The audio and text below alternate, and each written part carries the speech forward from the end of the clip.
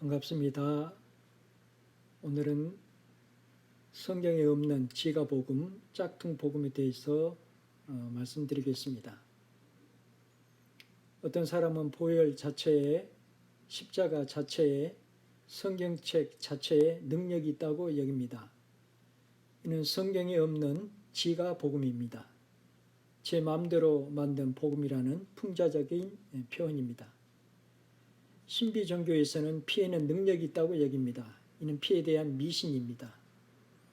그래서 어떤 이는 저녁 잠자기 전에 기도하기를 예수님의 보혈로 우리 집과 자녀들을 덮어주소서, 예수님의 피로 나를 덮어주셔서 사단이 공격하지 못하게 하옵소서, 또 귀신을 쫓아낼 때 예수님의 보혈을 외칩니다.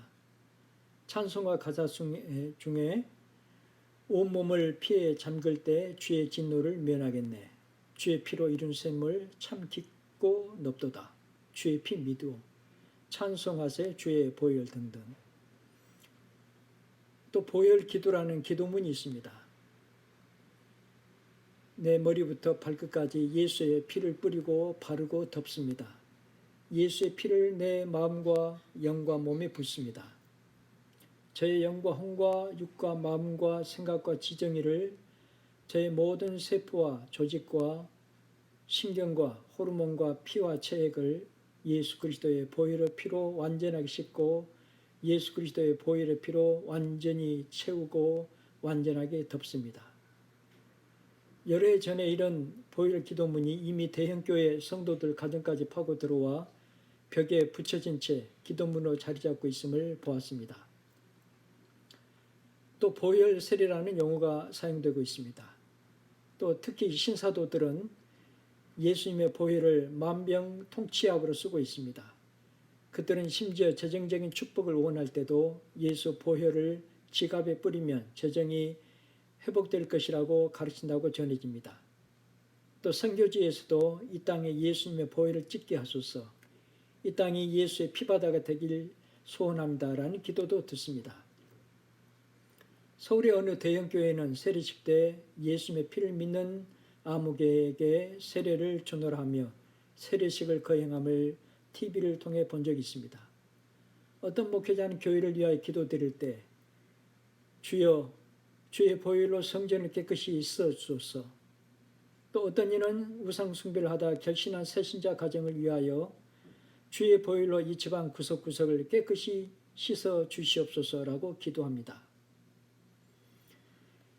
이와 같은 용어나 내용이 성경에 있을까요?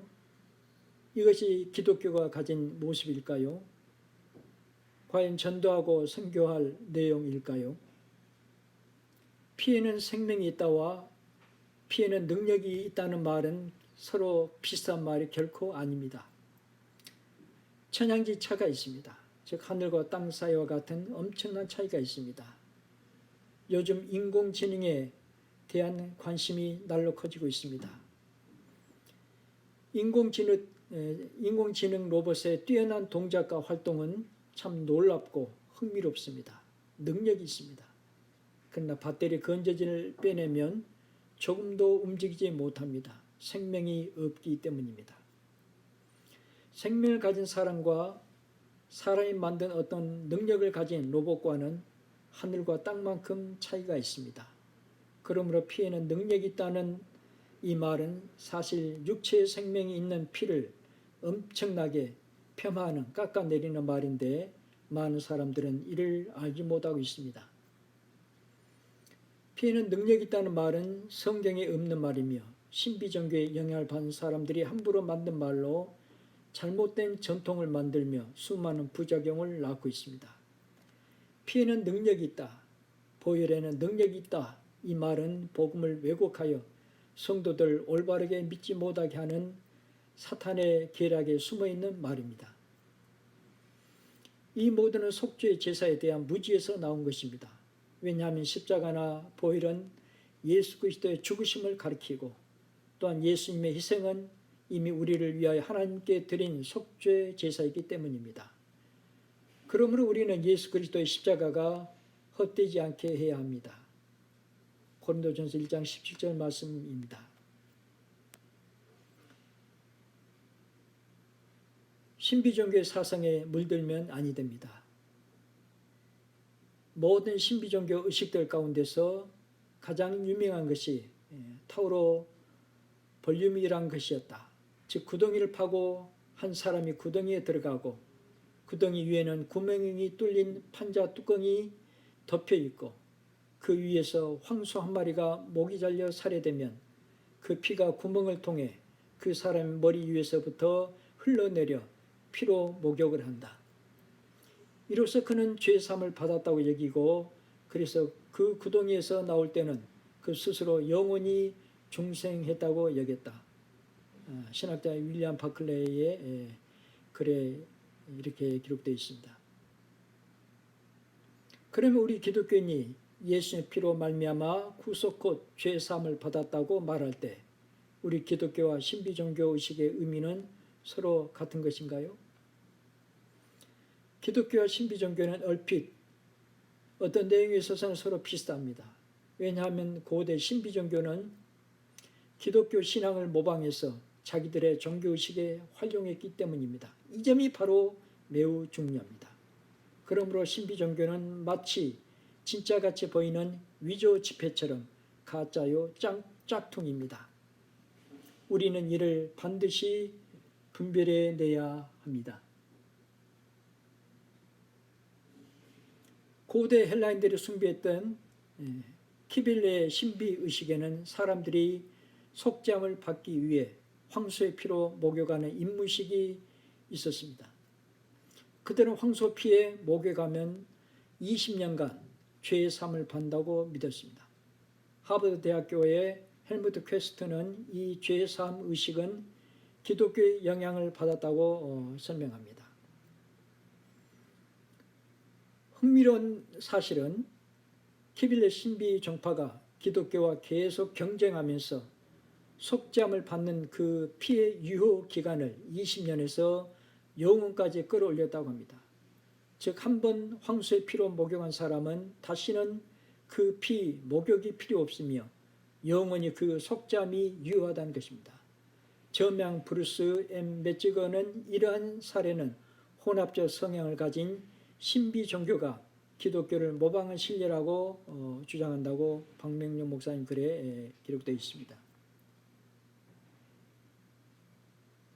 그러므로 기독교와 신비 종교 의식의 의미는 얼핏 같아 보이나 서로 완전히 다릅니다. 이를 성경에 비추어 대조해 보면 첫째, 신비 종교는 그들의 의식은 하나님이 없는 인간 의식에 불과합니다. 그러나 성경은 예수님의 희생은 우리를 위한 하나님께 드리는 속죄 제사임을 말씀하고 있습니다. 요한일서 4장 10절 사랑은 여기 있으니 우리가 하나님을 사랑한 것이 아니요 오직 하나님이 우리를 사랑하사 우리 죄를 위하여 화목제로 그 아들을 보내셨음이니라. 에베소 5장 2절 그리스도께서 너희를 사랑하신 것 같이 너희도 사랑 가운데서 행하라. 그는 우리를 위하여 자신을 버리사 향기로운 제물과 생축으로 하나님께 드리셨느니라. 그러므로 피로 죄를 씻는다는 이 말은 반드시 속죄 제사 관점에서 봐야지 신비 종교의 관점으로 봐서는 결코 아니 됩니다.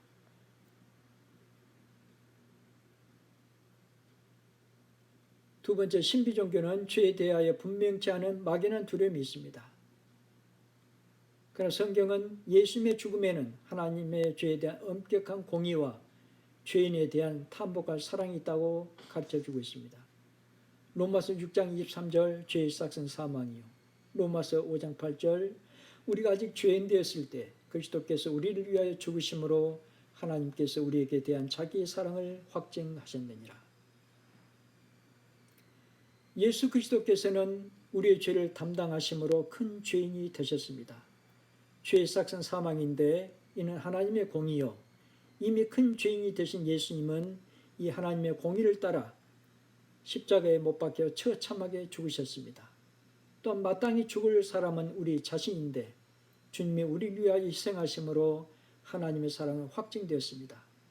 이처럼 속죄의 제사인 하나님의 아들 예수 그리스도 십자가의 죽으심 속에는 하나님의 공의와 사랑이 있기 때문에 만약 피, 곧 죽음에 대하여 이 영적인 의미를 알지 못하면 신앙은 바로 쉽게 미신적 신앙으로 바뀌게 됩니다. 세 번째, 신비 종교에는 피에는 능력이 있다고 여깁니다. 성경은 피에는 생명이 있다고 가르쳐 줍니다. 레위기 17장 11절, 육체의 생명은 피에 있습니다. 내가 이 피를 너희에게 주어 단에 뿌려 너희의 생명을 위하여 속하게 하였나니 생명이 피에 있으므로 피가 죄를 속하느니라. 그러므로 피로서 죄의 씻음 받는다는 표현은 피가 어떤 능력이 있어 물리적인 작용이나 화학적인 작용을 해서 죄를 씻는다는 말이 결코 아닙니다. 이는 하나님의 공의와 사랑이 함께 담겨있는 속죄제사 제물의 죽음을 통하여 비로소 하나님의 죄 용서하심을 받는다는 뜻입니다. 그러나 신비 종교에서는 피에는 능력이 있다고 여기기 때문에 피가 능히 직접 죄를 씻을 수 있다고 여깁니다. 이는 곧 하나의 물질인 피가 영적 문제인 죄에 직접 영향을 미친다고 보는 것이요, 이는 피에 대한 미신입니다.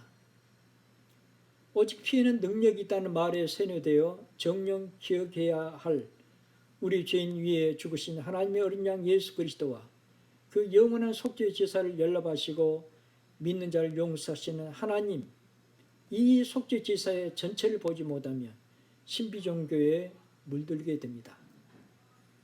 예수님의 십자가 희생은 하나님께 드린 속죄 제사라는 사실, 또한 피 자체가 죄를 용서하는 것이 아니라 하나님께서 죄를 용서하신다는 사실, 그래서 오직 예수님만이 우리 죄인의 구원자심을 아는 것은 매우 중요합니다. 네 번째, 신비 종교는 피 자체를 중요시하며 죄를 위해 많은 양의 피를 필요로 합니다. 성경은 속죄와 피의 양의 많고 적음과는 전혀 상관없음을 가르치며 오직 속죄 제물의 생명의 희생을 중요시합니다. 즉 예수 그리스도 한 번의 죽으심을 중요시합니다. 어느 선교사님의 글에 연말의 어느 주간은 터키인들이 가장 중요하게 여기는 쿠르반 바이람이라는 종교 축일 기간이다. 이는 희생절인데 양 또는 소를 희생제물로 알라에게 바치는 일종의 제사 의식이다.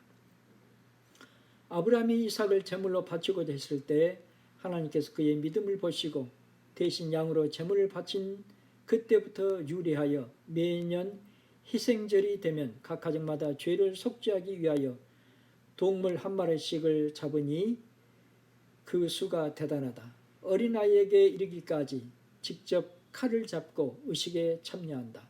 잡을 때 피를 많이 흘린 만큼 죄가 사해진다고 믿으니 피를 많이 흘리게 하기 위하여 동물들이 고통스럽게 죽어간다.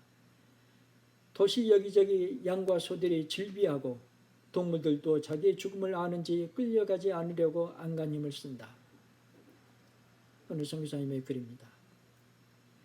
이는 신비 종교가 통하는 세상 종교의 한 모습입니다. 그러나 성경이 이렇게 가르칩니다. 레위기 5장 7절 말씀, 만일 힘이 어린 양에 미치지 못하거든 그 번과를 속하기 위하여 산비둘기 둘이나 집비둘기 새끼 둘을 여호와께로 가져가되 하나는 속죄의 제물을 삼고 하나는 번제물을 삼으라. 속죄와 피의 양의 많고 적음과는 전혀 상관이 없음을 가르치며 오직 속죄의 제물 생명의 희생을 중요시합니다.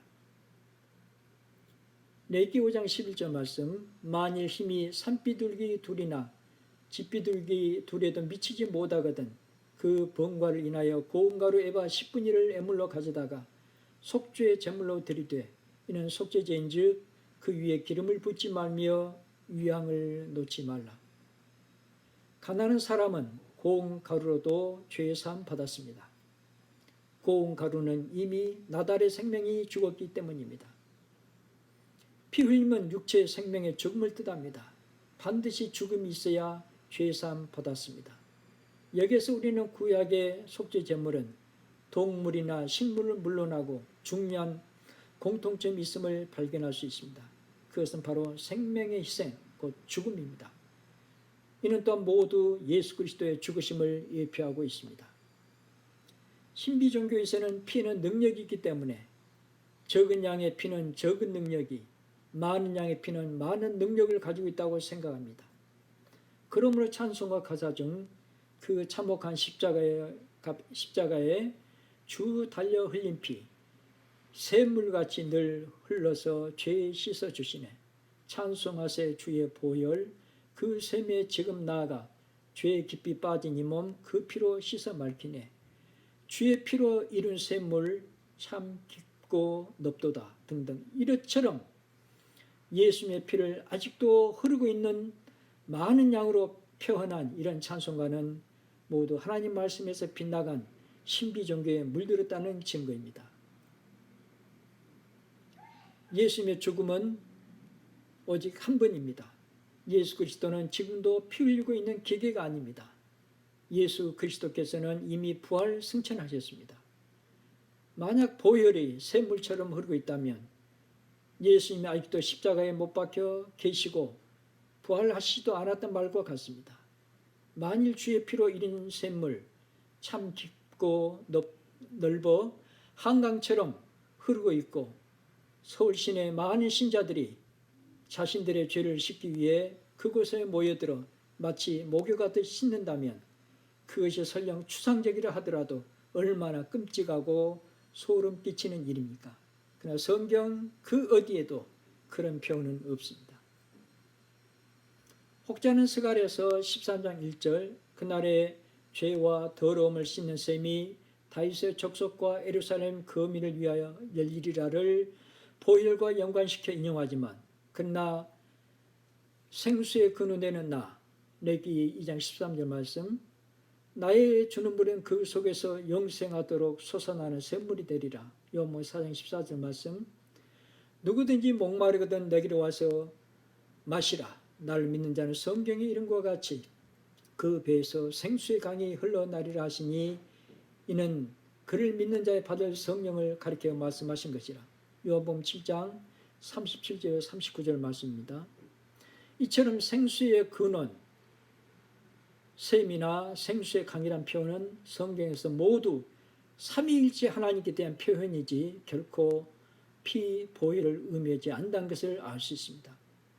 스가랴에서 이 말씀은 하나님께서 죄악을 씻는 그 은혜의 그날, 즉 인류의 죄를 해결할 예수 그리스도 십자가 희생의 그날이 이미 예정되었음을 알려주고 또한 샘이란 표현으로서 그 구원의 영원성을 알려주고 있는 예언입니다. 생명의 희생, 죽음을 의미하는 피를 양적으로 표현하는 사람은 주님의 죽으심을 제대로 알지 못한 사람입니다. 다시 말해 주님의 피, 보혈은 양이 아닌 영원성이 있는 오직 유일한 한 번의 죽으심을 내포하고 있기 때문입니다. 히브리서 10장 10절 말씀 이 뜻을 조차 예수 그리스도의 몸을 단번에 들이심으로 말미암아 우리가 거룩함을 얻었노라.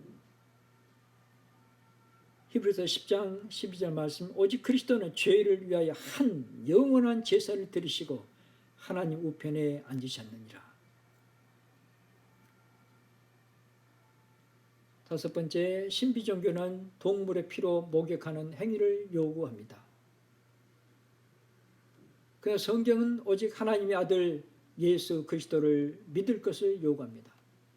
신비 종교에서는 피로 전신을 씻는 목욕의 행위를 필요로 합니다. 그러므로 샘물과 같은 보혈은 임마누엘 피로다. 이 샘의 죄를 씻으면 정하게 되겠네.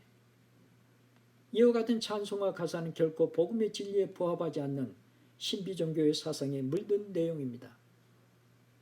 그러나 성경은 특히 십자가 부활을 통하여 예수님은 죄인의 구주시요 하나님의 아들이신 사실을 증거하며 예수 그리스도께 대한 믿음을 요구합니다. 요한복음 20장 31절 오직 이것을 기록하면 너희로 예수께서 하나님의 아들 그리스도이심을 믿게 하려 함이요 또 너희를 믿고 그 이름을 힘입어 생명을 얻게 하려 함이니라.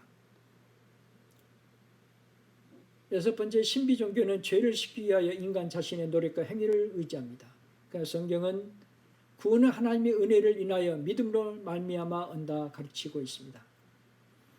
신비 종교는 인간 자신의 노력과 행위를 의지합니다. 그러나 구원은 인간 자신의 힘으로는 결코 얻을 수 없습니다. 우리의 구원은 하나님의 은혜로 말미암습니다. 범죄는 우리가 행하고 책임은 하나님께서 지시고 또한 우리를 위한 온전한 속죄의 제물 대신 예수 그리스도도 하나님 자신이 예비하셨습니다. 또한 우리로 하여금 오직 믿음으로 하나님의 용서하심을 받게 하시고 의인으로 일컬음 받게 하시며 하나님 자녀가 되게 하셨습니다. 이 모두는 오직 하나님의 은혜입니다. 그래서 복음을 하나님의 은혜의 복음이라 부릅니다. 에베소서 2장 8절에서 9절 말씀, 너희가 그 은혜를 인하여 믿음으로 말미암아 구원을 얻었나니 이것이 너희에게서 난 것이 아니요 하나님의 선물이라. 행위에서 난 것이 아니니 이는 누구든지 자랑치 못하게 함이니라. 일곱 번째, 신비종교는 피 자체를 높입니다. 그러나 성경은 우리를 위해 희생하신 예수 그리스도를 높입니다. 계시록 1장 4절에서 6절 말씀, 요한은 아시아에 있는 7 교회에 편지하노니 우리를 사랑하사 그의 피로 우리 죄에서 우리를 해방하시고 그 아버지 하나님을 위하여 우리를 나라와 제사장으로 삼으신 그에게 영광과 능력이 세세토록 있기를 원하노라. 아멘. 계시록 5장에서도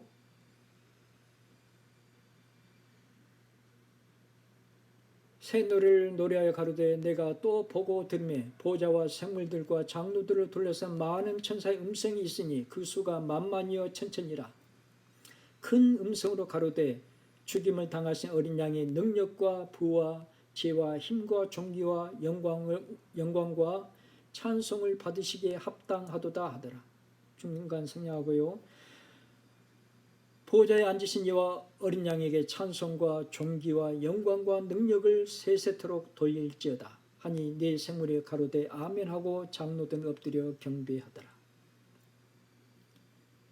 계시록 7장 9절에 10절 말씀, 이 일 후에 내가 보니 각 나라와 족속과 백성과 방언에서 아무라도 능히 셀 수 없는 큰 무리가 흰옷을 입고 손에 종려가지를 들고 보호자 앞과 어린 양 앞에 서서 큰 소리로 외쳐 가로되 구원하심이 보호자에 앉으신 우리 하나님과 어린 양에게 있도다 하니라. 그러나 신비종교는 피를 높입니다. 찬송하세 주의 보혈 능력이 있도다. 주의 피 믿어. 이와 같은 신앙이나 찬송과 가사는 결코 성경에 부합하지 않습니다. 여덟 번째, 신비종교는 자신들이 만든 의식을 통하여 죄의 씻음과 중생을 얻을 수 있다고 여깁니다. 그래서 성경은 오직 예수 그리스도 십자가의 죽음만이 완전하고 영원한 속죄의 제사임을 가르쳐줍니다. 히브리서 10장 4절 말씀, 이는 황소와 염소의 피가 능히 죄를 없이하지 못함이라. 히브리서 10장 12절 말씀, 오직 그리스도는 죄를 위하여 한 영원한 제사를 드리시고 하나님 우편에 앉으셨느니라. 이처럼 성경은 우리에게 동물을 통한 속죄의 제사는 불완전한 것이요 오직 하나님의 아들 예수 그리스도 십자가의 죽음만이 완전하고 영원한 속죄의 제사임을 가르쳐주고 있습니다. 아홉 번째, 신비종교는 그 의식상의 동물의 피는 그들의 사람 됨됨이의 행위를 변화시키지 못합니다. 그러나 성경은 예수 그리스도의 희생은 강한 영향력이 있어 능히 우리의 사람 됨됨이와 행위와 미래를 변화시킵니다. 제임스 심플스는 마취제 클로로포름의 발견자로 유명합니다. 환자들로 통증 없이 수술 받을 수 있도록 해준 사람입니다. 그의 만년에 한 제자가 질문하기를 선생님이 지금까지 발견한 것 가운데 가장 큰 발견은 무엇이라고 보십니까? 그자 그는 나의 가장 큰 발견은 내가 큰 죄인이라는 사실과 예수님은 나를 구원해 주신 큰 구원자라는 사실이지요. 클로로포름이라고 대답할 것으로 기대했던 제자는 뜻밖의 대답에 깜짝 놀랐다고 합니다. 예수 그리스도 십자가 구원의 은혜는 우리로 하여금 끊임없이 감사와 감격과 탐복을 자아내게 합니다.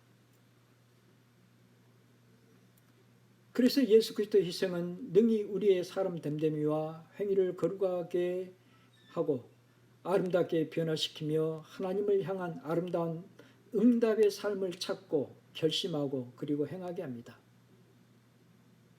갈라디아서 6장 14절 말씀, 그러나 내게는 우리 주 예수 그리스도의 십자가 위에 결코 chan할 것이 없도다. 시편 116편 12절 말씀, 여호와께서 내게 주신 모든 은혜를 무엇으로 보답할꼬.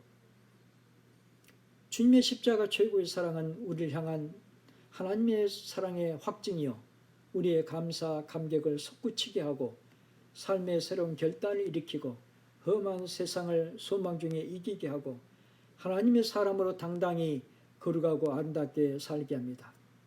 그러므로 만약 어떤 사람이 예수 그리스도 십자가 구원의 은혜를 마음에 품고 산다면 그는 능히 깨어 근신하며 자기를 지키며 새 속에 물들지 않고 빛 가운데서 살 수 있습니다. 요한일서 1장 7절, 제가 빛 가운데 계신 것 같이 우리도 빛 가운데 행하면 우리가 서로 사귐이 있고 그 아들 예수의 피가 우리를 모든 죄에서 깨끗하게 하실 것이요.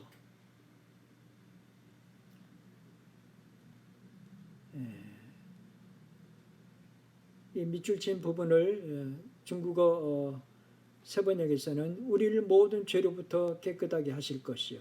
영어 성경에서도 똑같은 내용입니다. 예수님의 피가, 예수님의 십자가의 죽으심이 그 구원의 은혜가 우리를 모든 죄로부터 깨끗하게 하실 것이라는 내용입니다. 예수 그리스도의 희생은 우리의 과거에만 영향을 끼치는 것이 아니라 현재와 미래에도 강한 영향력을 끼칩니다.